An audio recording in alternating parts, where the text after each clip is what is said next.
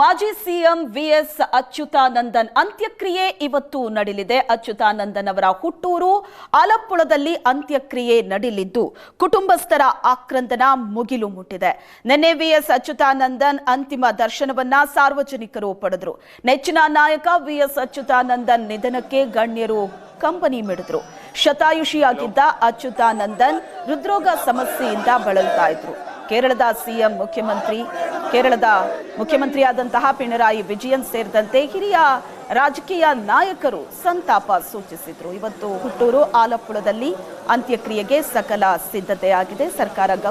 ಸರ್ಕಾರಿ ಗೌರವಗಳೊಂದಿಗೆ ಅಂತ್ಯಕ್ರಿಯೆ ನೆರವೇರುತ್ತೆ.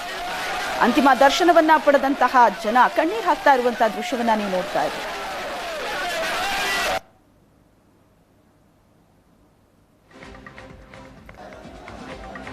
ಹುಟ್ಟೂರಿನಲ್ಲಿ ಇವತ್ತು ಅಂತ್ಯಕ್ರಿಯೆ ನೆರವೇರುತ್ತೆ.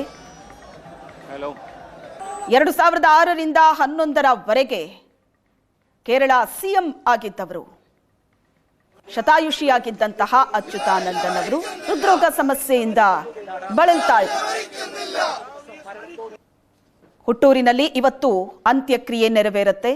ನಿನ್ನೆ ಸಾರ್ವಜನಿಕ ದರ್ಶನಕ್ಕೆ ಇಡಲಾಗಿತ್ತು.